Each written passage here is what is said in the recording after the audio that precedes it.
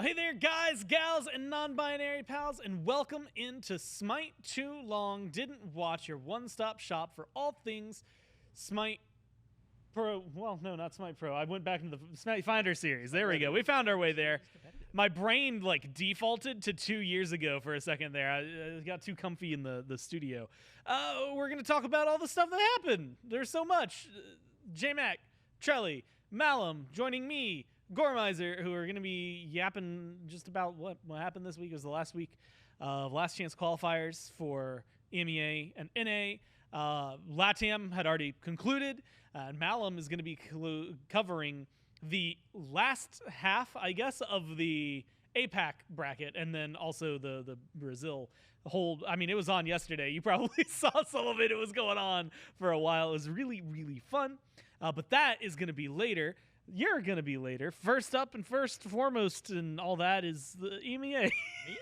And again, last chance qualifiers that happened. It's all leading into the playoffs. But J-Mac, we had to figure out what teams were going to be there. We did indeed. So to kind of remind people, the difference between NA and EMEA for their last chance qualifier was NA was 4 groups of 4 teams, and you send 2 from each of those groups onward. EMEA was 2 groups of 5, and we take the top 3 teams to move forward, which will give us a grand total of 14 teams that'll be for the playoffs this weekend. To kind of talk about these 2 groups, felt like there was a very clear divide in talent from the top and then maybe the lower end of it. And then even in the middle, we saw a little bit of division amongst them. For the teams that qualified out of Group A, it was DDK or Disupalisto Chaos, Mega Plumbers, and Project Win. From Group B, it was Titans Reloaded, Old and New, and Threat Level Midnight. But to kind of talk about these teams a little bit and really what it is to look forward to, because for the playoff teams, we remember the 8 teams that came in from Swiss. You know, we got to talk a lot about those, and we're going to talk more about them as they go on. A lot of the conversation I think that will need to be, kind of moving forward with all of these teams is how they looked this past week and things that need to be kind of worked on to move against these opponents. Because, if you listen to some of the interviews, I want to say it was the interview that Trelly had with Genetics, where Genetics didn't really have any big worry about any of the EMEA teams coming up.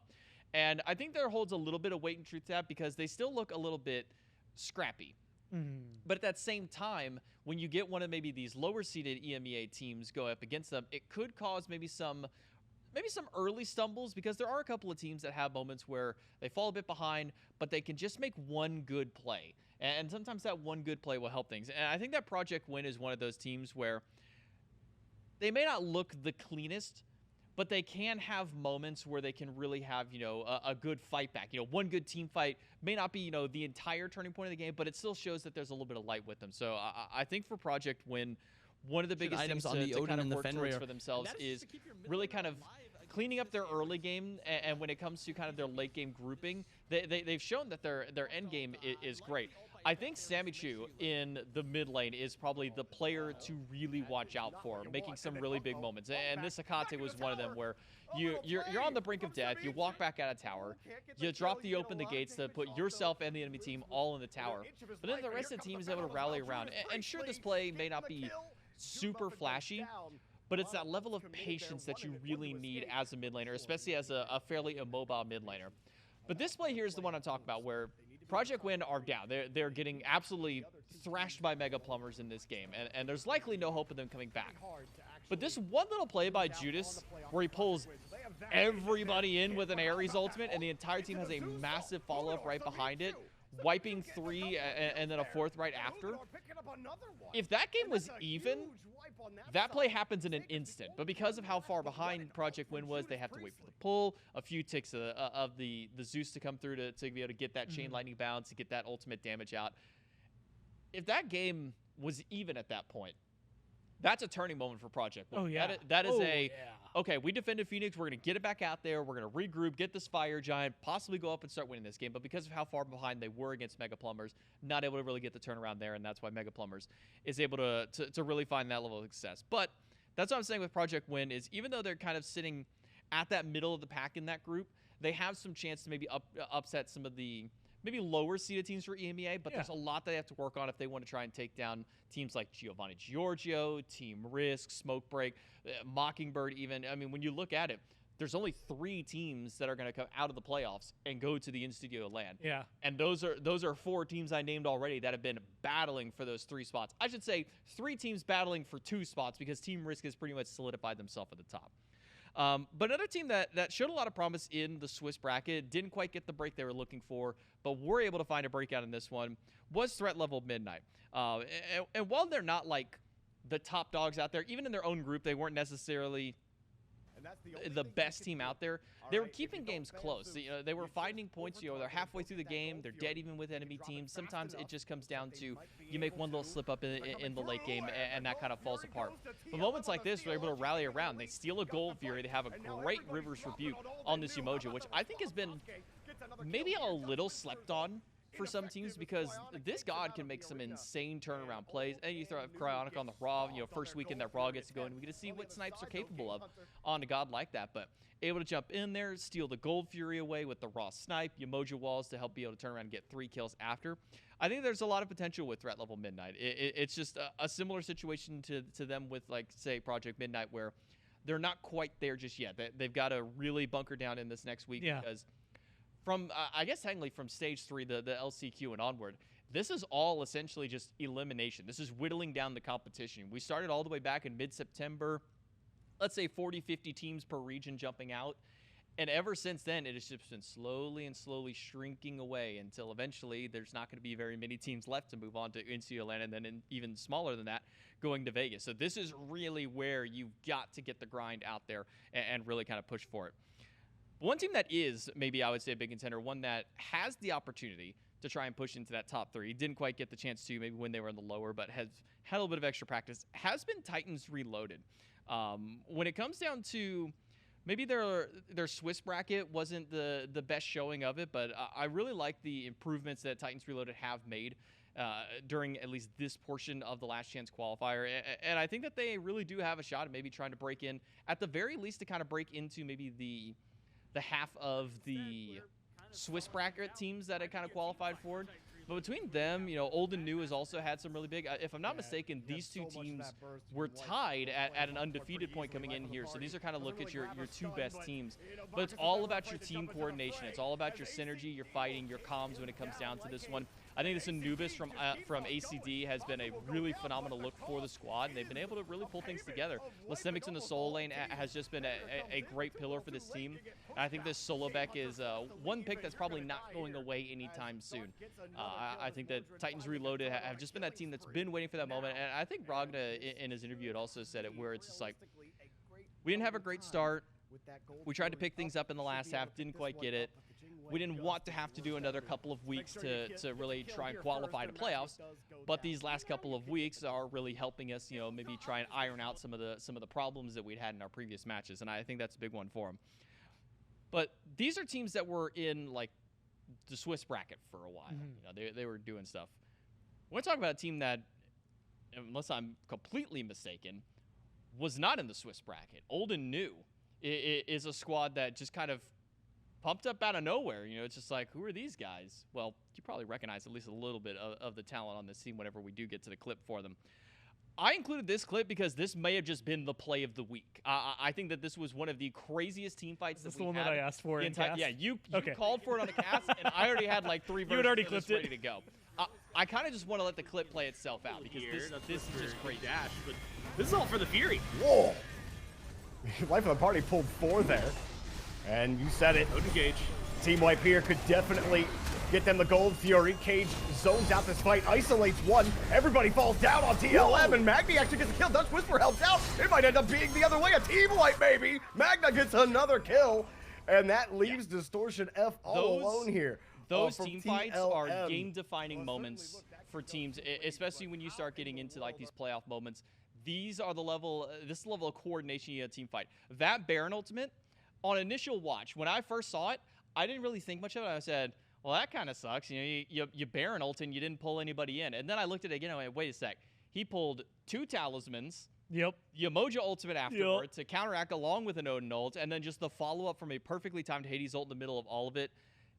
That might have been one of the cleanest team fights and best value Baron ultimates that I've seen probably in all of SMITE competitive history. Like, there is no no chance we see that in any other level of play, but to be able to pull 2 sets of Talisman of Purification. I think that was exactly what I said, like when we were casting, where I was just like, that might legitimately be one of the cleanest team fights I've ever seen. Like, it was so wild how well it went for them. Yeah, and I mean, this upcoming weekend for playoffs is going to be a really big one for a lot of these teams. For those who don't know how, the seeding was kind of determined for the playoffs, you had the top 8 teams that were from the Swiss bracket.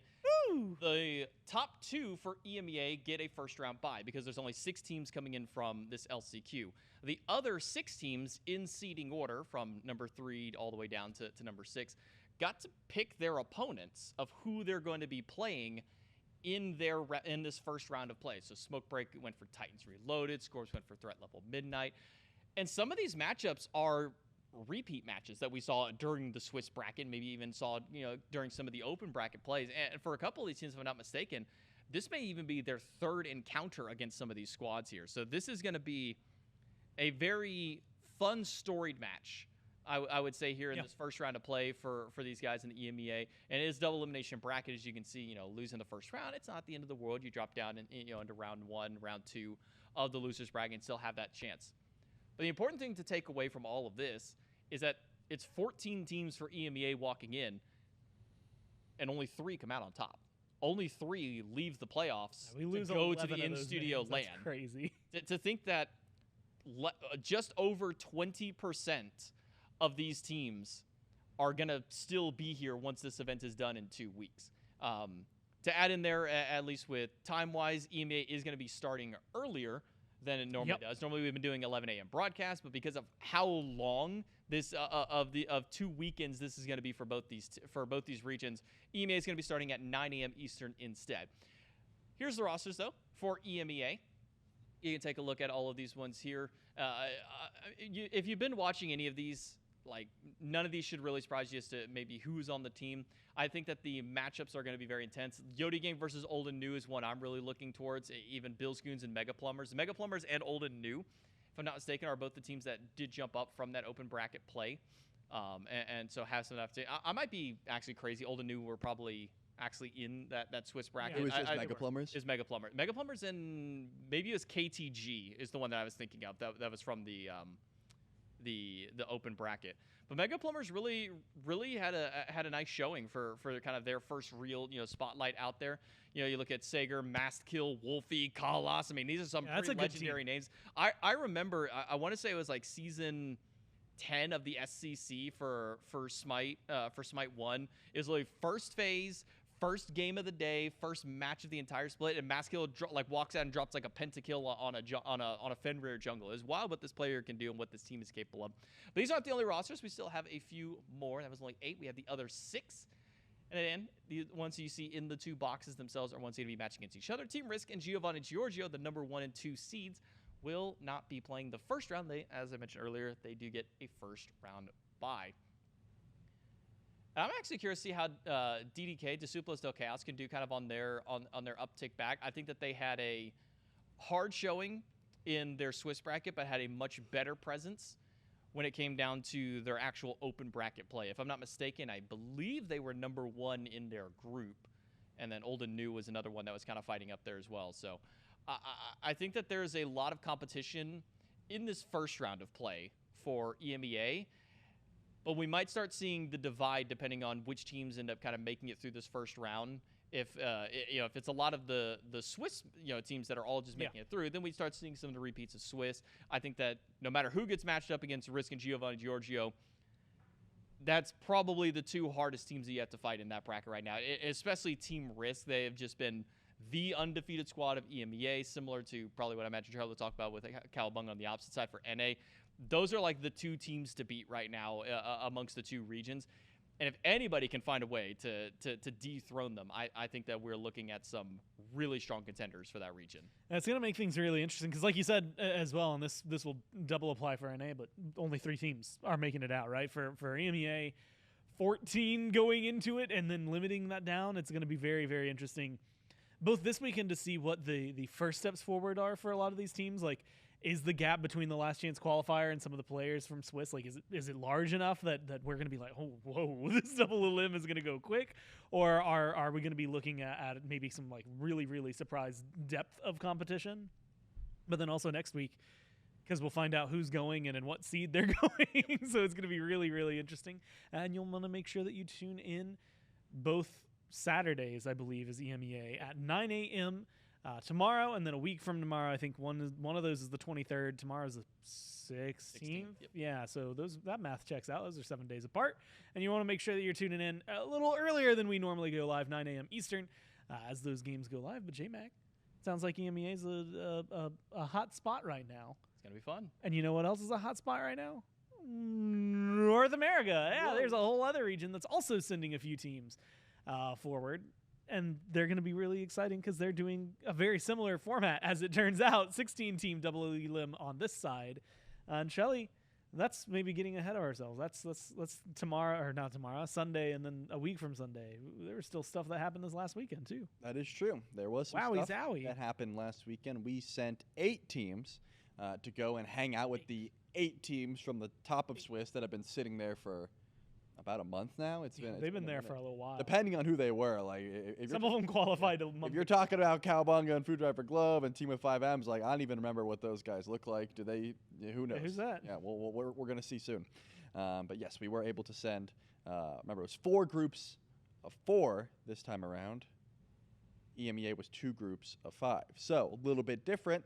There was some games that were played off stream, obviously, but we were able from Group A to send Garf's Goblins and Goatee 5, which is a squad that came in from the open, which was pretty cool to see. We sent Yummers and Father's Day from Group B.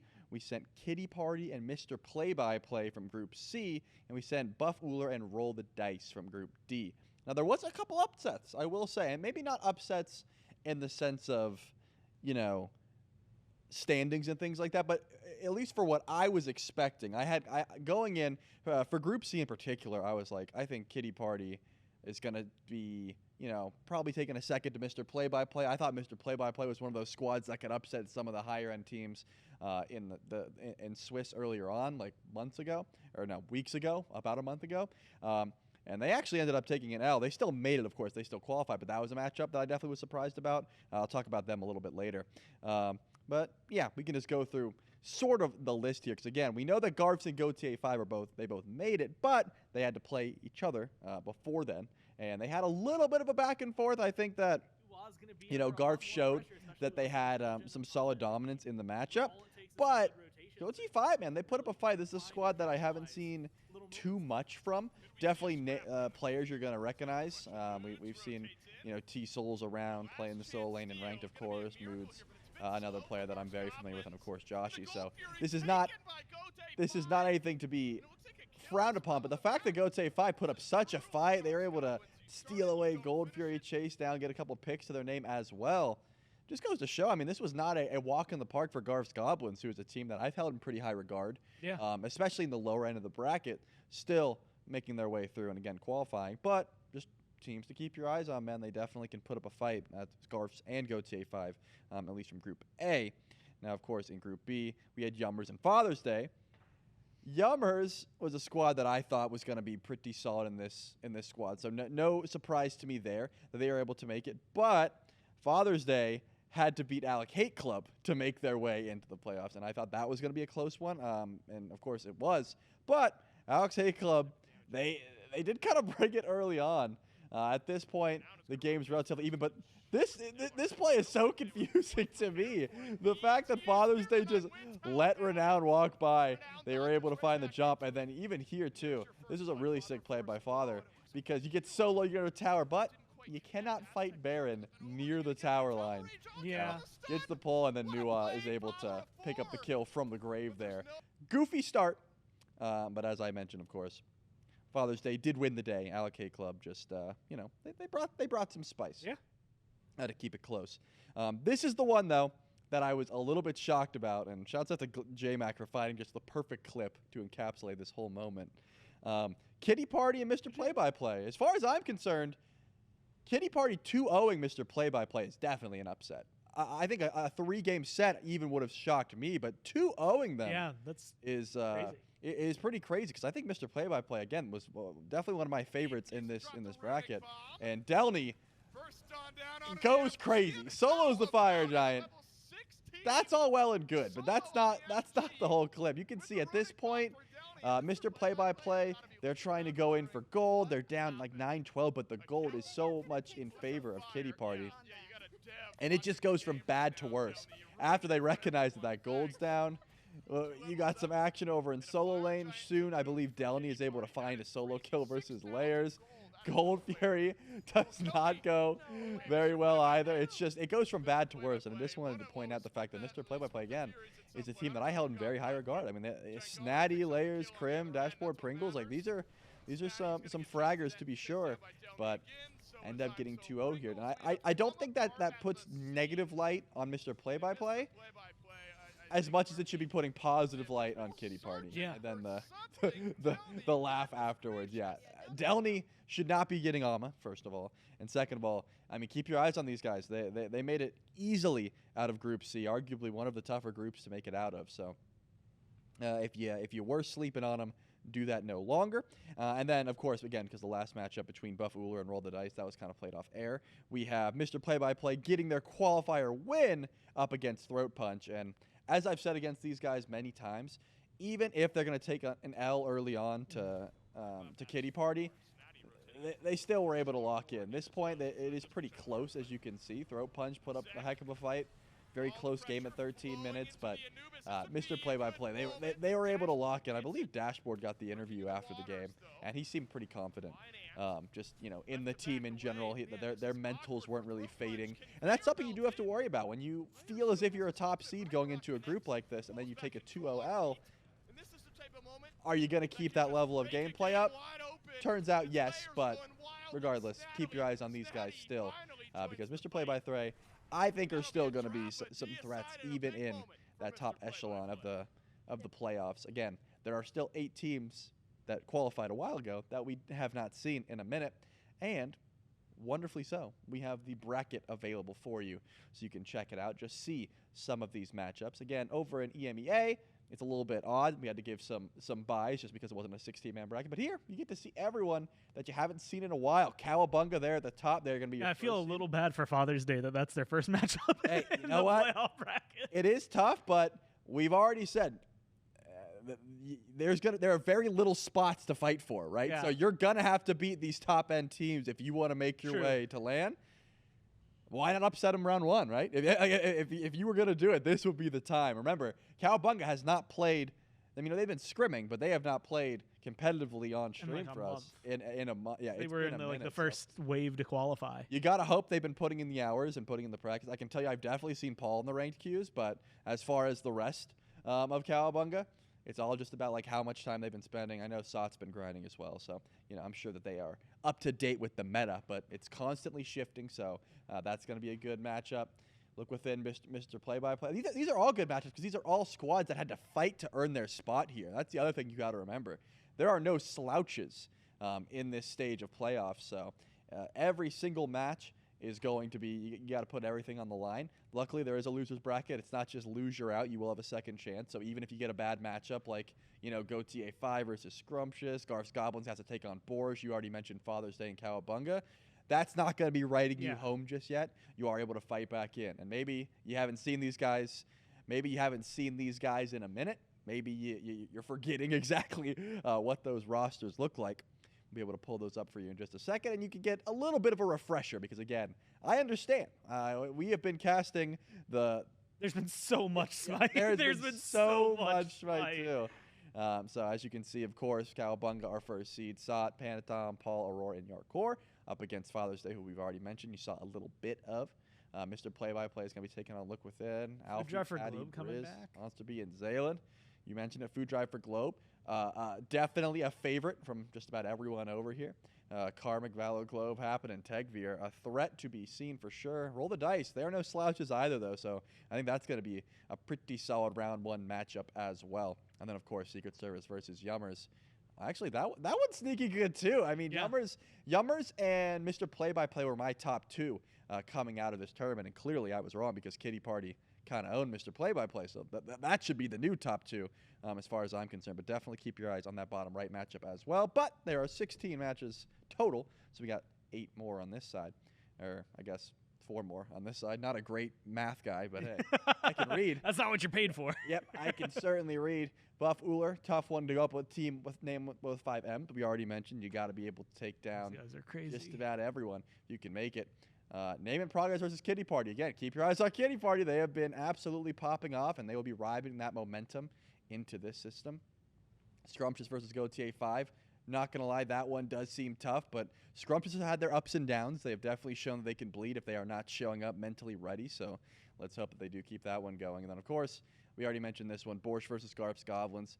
Could be a tough matchup to pull for them, but, you know, I think that Garf's have had a lot of experience, you know, trying to make these comeback wins, a lot of 3-game sets, which you can't get that kind of experience really anywhere besides playing in these competitive games, so should be interesting, man. I think there's a lot to pay attention to.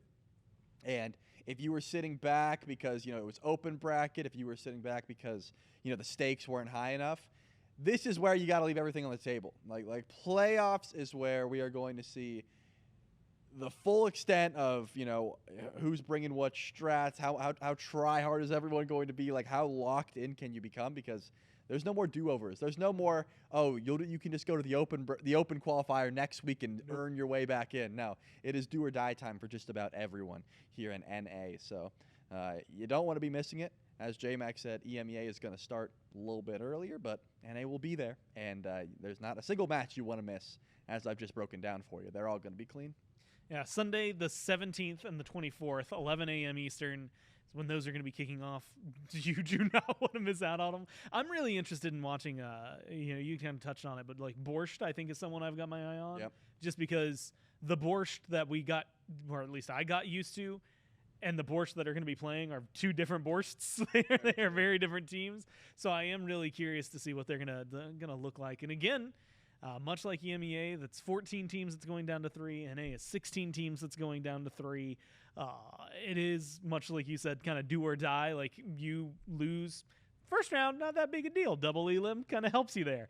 Second time, you're out. You're just gone. You're done. It's over for you, unfortunately, and you don't get to go to Vegas. Or maybe you got to try and haggle and find someone with a ticket to sell you their ticket so that you can still go to Vegas, because you won't be going to Vegas to compete. That's going to be the fun. And then, of course, there's a Studio Land that's happening in December as well, where we're going to see those teams drop even further. And then in Vegas, where it drops even further to just the one, because only one team can win the whole thing. It's going to be a lot of fun. But that's not the only Founders Series that have been going on. We had another guy that's been hanging out. I've been seeing him. He's on the TV back there. But more importantly, he's going to show up, I think, to the let me think of the screen. To the right of Trelly, but it's your left, actual. Right, but I think it's... All right. No! Trelly. It's Trelly. I hate that guy. Trelly. Not this guy again. He always does this. The Anthony Squared. Yeah, no. The Anthony Squared's gone too far. we told him to get an Anthony. We just forgot to tell him which one to bug. That's true. Man. That's on us, realistically speaking. But yeah, no, good to see you guys. I had a weekend off. It's been a while. Yeah, well, okay, weekend off. First off, you went and were like casting other games. I thought it was funny. We were like, oh, you know what? Like, Dave's coming in that weekend. Like, we want to make sure that, you know, we're getting everybody in on some games. And like, you've been grinding for 2-3 months at this point. So like, here's a weekend off. You can do whatever you want. Malum decides, all right, you know what I want to do? I want to cast Smite too. Yeah, I got welcomed into to the APAC cast, so I continue my streak of being a little bit unhealthy with how much Smite I like to cast, but it was worth it. It was a lot of fun. I got to see APAC firsthand finally. Yeah, that's the thing. So last week you got to cover part of APAC and all of LATAM. Brazil streamed, if you're watching this live, yesterday. If you're not watching this live, Thursday, whatever, the 14th of November. And so we got to see that in like its entirety, as well as APAC this last weekend finishing up. So like, I guess whichever one I saw, you brought like 1,000 million billion clips. So it was so difficult because part of me was like, okay, so I was like, there's no LATAM. I really want to cover it. We haven't seen anything from Brazil, so I wanted to go really heavy on Brazil, which is where we're starting. But as you mentioned, there was actually 2 days of broadcasting from APAC as well, so there was no shortage of Smite 2 in any of the regions. But let's start with Brazil. So if we go back in time and we look at what I've been talking about through the Brazilian, yeah exactly, the reverse it, through the brackets, it's been a lot of Bruto Xfire AMV. It was a lot of FelinoZilla, and for a while there was some Bob's Brazilian in there. There was a lot to it. There was also PPP. Well, all the stars showed out, and the bracket was incredibly long. It was an 8-hour broadcast yesterday for the Sewer Squad that was presenting the Brazil playoffs in English. Awesome to watch, first of all. They did such a fantastic job. It was so much fun to watch it and so much fun to see the games. And for each region, I think I would give the word upset to APAC, and then for Brazil, I feel like I would give the word adaptation. Because one thing that was unique about this bracket was a lot of teams played each other a lot of times before you even got to the grand finals. And the two teams that ended up sticking out, to nobody's shock, were FelinoZilla and, of course, because they've looked so good lately, Brutal Xfire AMV. They played each other in, technically speaking, 3 sets back to back to back. if you include semifinals where we'll show bracket in a bit, but semifinals where FelinoZillas had fallen down. They went down to losers, fought their way back in, grand finals, bracket resets were there. But where did it start? Well, FelinoZilla came out and they were shocking me genuinely because they looked so good. And from the moment I was watching the Brazil broadcast, I was thinking to myself, is this their tournament? Is this FelinoZilla's tournament to lose? Because going in, I would have had Brutal Xfire AMV as the favorite, interesting Australian casters for Brazil, by the way. Immediately to be used by this Baron. Life is party in response, though, and into the backline does go as Mita. Susano will use defensively to keep alive his backline as his death gaze will be popped too. No kills yet on the board. Also, low health on this Athena. Chased down as Zahito Man as this Anubis can't find a way into the backline fight. Arnher, though, will find a way in as Zuriguay finds a kill onto Asmita. Will he go down for his trouble, though? Spexzilla deep in the backline on this Fenrir will find the stun. Ragnarok out as well, but he can't find a kill simply. Zahito Man does find aimbot, finally taunt out as well. Will give Spexzilla the kill onto this Baron, and it's enough for FelinoZillas to win the fight. Being able to disengage and kite from Felino. I mean, that was spectacular how they were able to do that. It felt very calculated, very slow. Ironically, it was 2 OCE casters, Dice Hard and Simply, who were helping out the Sewer Squad, and they were casting the Brazil game, but that reminded me a lot of how APAC's been playing. It was very calculated. It was very, we're backing up, but we're not disengaging. And Spexzilla, who had a fantastic tournament, making a kind of a hero play, a great engagement, and a really good read as well of the fight to say, hey, if I go in and I disrupt this, my team can kill who's already stepped at them, and then I can take advantages going forward. And it looks absolutely fantastic. And FelinoZilla kind of continued that just throughout the tournament of being so good. I brought a part 2 even of what was making it look like it was Felino's tournament to lose, because throughout the day I was starting to say, man, like, so this is Felino. Are still on the retreat, but they might not be able to make it back to the fountain room. Athena does not want a piece, but CC's coming out. Damage is as well. Decent healing from the Baron, but it's not going to be enough to stop Arisen Heart from slaying the enemy. That's 2 bodies down for Bob Brazil, as well as a Phoenix. That is 2 Phoenixes down now, and they're looking to put the final nail in the coffin. So this would end up being shocking to me, because again, Felino looks so strong. Arisen Heart, this became lore throughout the day of how many times was this Loki going to be played by Arisen Heart before it got banned. I feel like I heard the casters on 3 or 4 different desks say, so are we banning Loki yet? Yeah, I mean, looking just at the slash line, oh my god. Right, like 12 and 2? He got to like 4 or 5 games and was putting up numbers like that. I mean, at a certain point, you know, if LeBron's dropping a triple-double, don't let him get the ball. That was how it was starting to feel for Arisen Heart. And there was no adaptation from these teams. But again, Brutal Xfire AMV and FelinoZilla, they would go on to play each other a bunch. So when was Brutal Xfire going to start putting up that fight? They started to show some signs of life in their team fight and kind of get back to where they've been previously in the brackets. And I'll continue to let the casters from the Sewer Squad yesterday kind of explain the moments, because it had a playoff atmosphere, which I think is probably one of the coolest things about it. But there was a first sign of Bruto having some fight to it, Gore, and that was sort of the first key was, okay, so Bruto Xfire are not going to go down sleeping. They're gonna keep the fist up. 9-1, as you guys can see. But Bruto just turning it around. No damage really coming out into the Odin just yet, as the gates have been opened, and by Phaeton will immediately pick up as a Hito man, as Meta's still in the backline, but now he's trying to trade with an ADC. Will it go well? As Baron has picked up a Risen Heart, and down goes that Susano. Early healing coming out immediately for the Baron as well, is going to allow this Odin to continue to rotate inside that backline and prevent any taunts coming out for Old Sir here. ADC down, aimbot has found the kill, and Bruto are picking their way back into this game. Spexzilla being chased down now by Phaeton as well. Aimbot has found himself a double kill as Old Sir goes down. It's 4 kills for Bruto. They're back in the game here, simply, and Fire Giant is nearly... Aimbot. That was the first time that Aimbot really... I was like, that's a name I feel like we should remember. Yep. And that really began to matter for Bruto X Fire. Because one thing, I mentioned how to playoff atmosphere, and one of the things that comes with playoffs, as we all have seen, is there's always a player that steps up to that moment, that feels that extra energy. And while, you know, no crowd atmosphere, no LAN, you're still sitting at home, you still have that extra bit of nervousness, that adrenaline pumping of it being playoffs. And for a while, it was a Risen Heart going crazy. Spexzilla made a few really good plays I didn't even bring because there were so many things that could have been clipped from Brazil yesterday. But Aimbot in that moment sort of set the stage for what could happen later, I think was the big thing. I think I'm losing out on you guys. Can you still hear me? I Sorry still about hear that. you. We're good then. Yeah, you took like a minute skip. It was like one word. I got the rest of the sentence. We're good. Okay, yeah, we still here. On my end, I turned into a pixel, so I got a little bit concerned. Okay, so I was a pixel, but we're good. We're back. They can swing the game in their favor. Staff of Mirrodin for Zeus, and here comes Amaterasu. Thunderstorm plays down defensively once again. Here comes Athena as well. This handicap match not looking great for you there, Phaeton, but they do manage to come away with the life from man. And now we're looking for Ama right afterwards. It's a rainy day for you, and the storm cloud's gonna shut him down. By Phaeton, though, falls soon after by a Risen Heart's hand. And gonna be Jingwei going up to the sky with that airstrike, trying to link for Farina, but they're too lost in the bushes, and you're too lost in the fountain. Aimbot.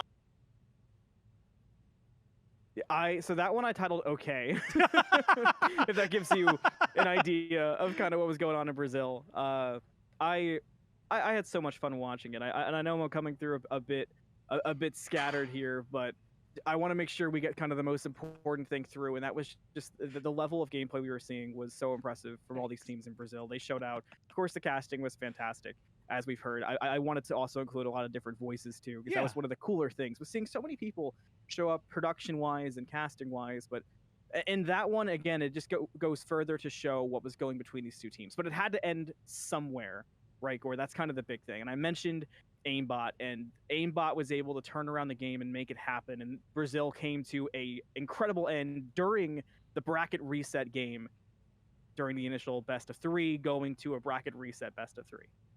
Which is themselves now brewed up to re-engage, but the precious seconds they might have given could give Felino enough time. Cool. Not Zidugui though, they got no time left. Ferdinand takes them down. The Typhoon sweeps up Old Sir. Aimbot takes credit for it, and now all Shito Man can do is retreat back.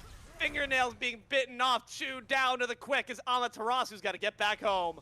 Bruto X Fire looking to put pressure onto this left side. Phoenix, heck, even beyond that, the Titan room is right there. Felino and Zilas needs to get back in time to defend it. They won't be there for the bird, but can they be here for this Titan? Here comes Bruto. 40 seconds left here on the timers for Old Sir and Zidugui. They're already starting in earnest. That Scythe not finding enough damage. The hovering death, and it's already done. Bruto Fire, Bora! Take your Founders Series champs.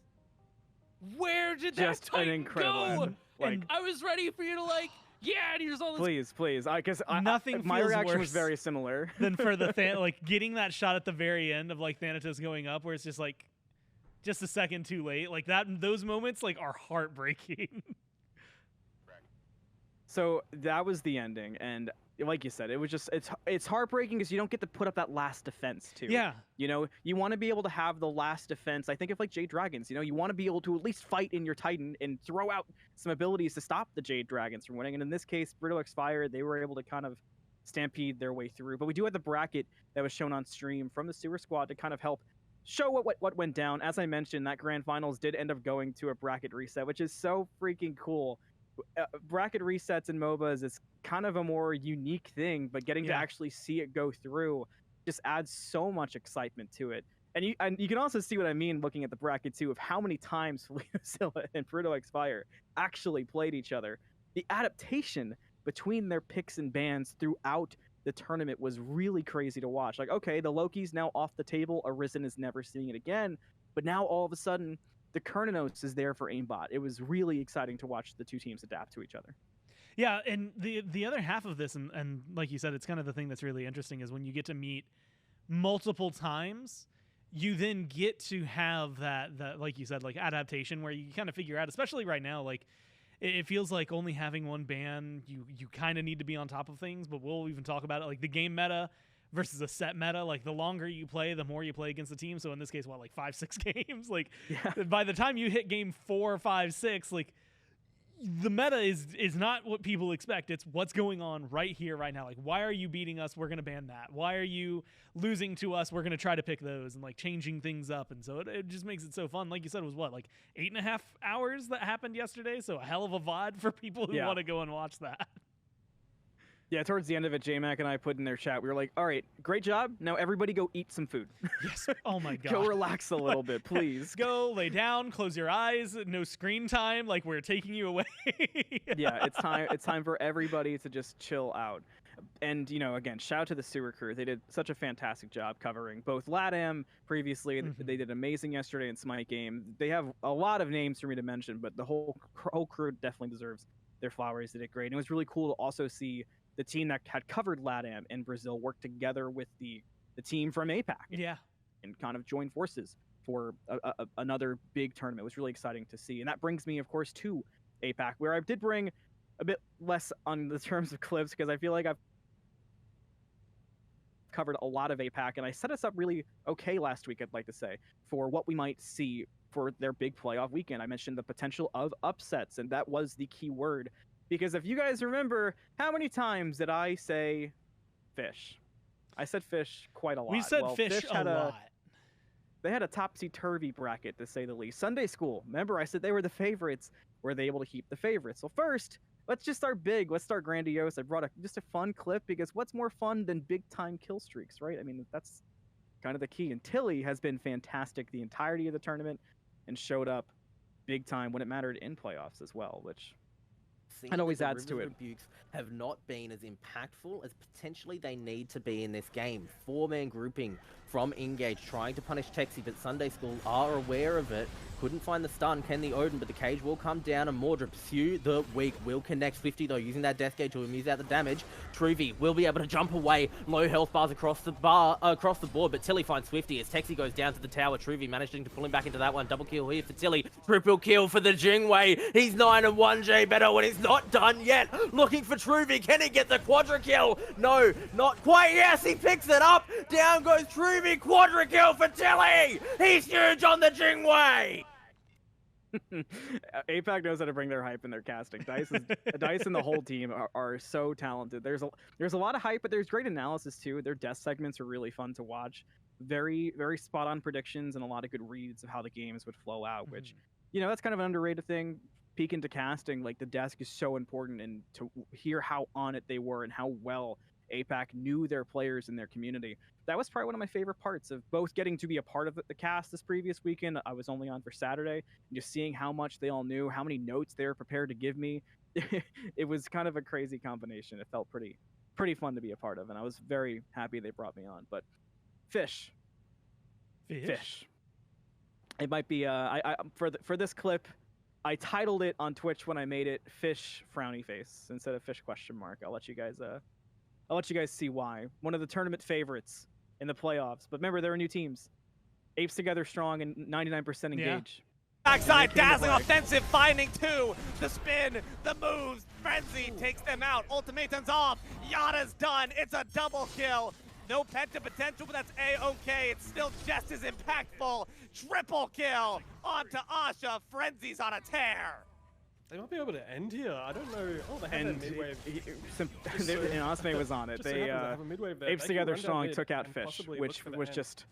I would have had the finals being Fish and Sunday School 9.9 out of 10 times for APAC, and it just was not written in the stars on that day. Watch Simply. They might go in to take down Half Guy, looking pretty low, but instead there's gonna back up. Phoenix is down. Apes Together are going for the end, and with enough damage, the Thunderstorm rains down, and that's gonna be simply wiped away. I want you to clip this moment on Sunday for me, okay? We solo and we spank and over. It was also, again, hearing one of the casters from Sewer on APAC. I love that they're doing that. I hope that's something that continues as SMITE 2 continues to grow. But Fish, man, tough end. I was an honorary member of Fish. They asked me to substitute at one point, and I was like, I'd have like 300 ping. And they go, that's okay. You can just play support, and we'll just tell you where to go. And I was like, I'd have 300 ping. And they were like, you can be an honorary member. So I'm an honorary member of Fish. I think at this point, I might be getting closer and closer to having some kind of Australian citizenship. I've been talking with Dicehard about that. But in all that, the knowledge that's been there was that it should have been Fish and Sunday School, but Apes Together Strong were not having it. And in the same aspect, 99% engaged, they were not going to be denied. Remember, that was one of the teams, I believe one of the teams created by the roster apocalypse that happened in APAC, and they were able to push through to the finals. But I can talk grandiose, I can give all these hopeful stories, I could have mentioned the upset of Fish, but there was one thing that was true for APAC, or it was always Sunday School. It was always Sunday School that was going to be dominant in that region, and finals time comes around, Sunday School, they had the preparation, they had the talent, and they were there to play, and this clip is just the grand finals moment for Sunday School of showing Sunday School for the opportunity to push in with the minions. It's Riptide from Shank will pull in Furin, does survive though without much poke coming out as the right side Phoenix goes down. B's forced out of Diamond Dennis, and here comes the pursue the week off the back of the Rivers Rebuke till he finds one, and Texie will take down Swifty. This could be it. Double kill for Texie as Furin goes down, and 2 chimps, 1 trenchcoat will use his ultimate. The Intoxicate is good. Can Truvy hold again? Blink out from the Fenrir. The Titan falls lower and lower. 4,000 health, 3,000 health. Vintage goes down. Vintage, finds a kill, and the game is over. Engage go down. 2-0 for Sunday School. 2-0 in the grand finals for Sunday School. It was always going to be Sunday School. That was kind of the big key, and it ended up being the case. It would have made sense. It was predictions for most people. They're at the top of a lot of the tier lists that aren't petty tier lists in OC, and they were able to pull it off. And speaking of course, OC and APAC, they made a bracket as well, just like Sewer Squad did. Bit different style, but that's even cooler to see the kind of art styles they go for. And this was the bracket for APAC and how it played out. You can see Sunday School, like I said, not to be denied, but you can see the upset that Fish went through. Raven Guard, for those who've been keeping track week by week, was a team that I had talked about might have a chance to be the team to make the miracle Cinderella run. They did fairly well in the playoffs as well, but Sunday School is just watching them play. And I've said this before, if there was a team that I would love to see what they could do against other regions, I talked a lot about that with Malibu and Los Leal and LATAM.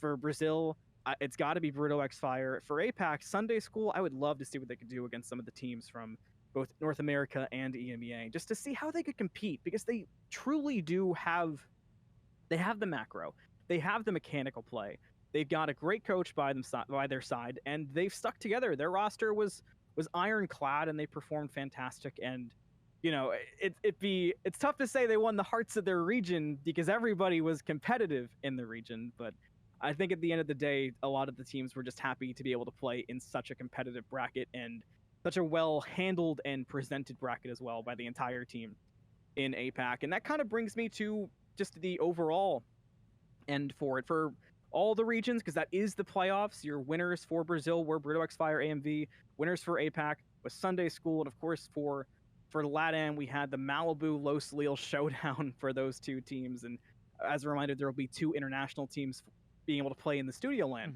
in December. But I think the most important thing of just these other regions in general, these minor regions who've had their Founder Series played out, is just, it's been incredible to see the communities that they've had and the support that's around them, the kind of work that's gone into both the admin work, the actual players putting in the time, and of course the production.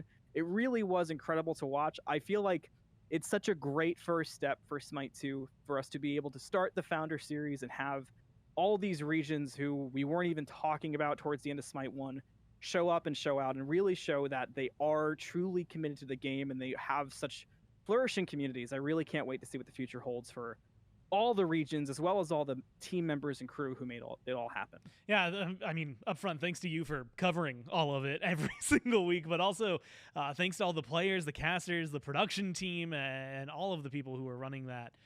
Because like you said, it ended up being much more of a spectacle than I think most of us expected coming into this. Like, we didn't really know what was gonna happen with those regions or where it was going to be. I think they impressed tenfold. Yes, and that even feels like an understatement somehow. But like you said, those are their playoffs, those are their winners, those are the teams to celebrate, to keep your eyes out for, I guess, in the future, depending on what and where and how and who happens, and all those other regions. And that, I think, closes out today. We got, EMEA might look. And NA continuing to move on in their playoffs these next couple of weeks.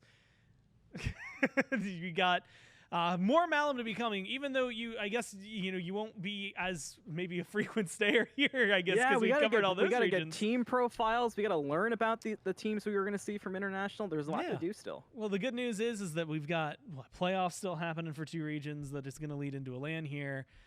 Oh, man, and that still leads into Vegas. The Founder Series is not done, and it's not done for a little while. Still 2 more months to go, and a lot more SMITE to be played. But from myself, everyone here, everyone back in production, everyone at Hi-Res Studios, thank you all so much for tuning in, and we'll see you tomorrow as the playoffs kick off. Made in Georgia. Schools out.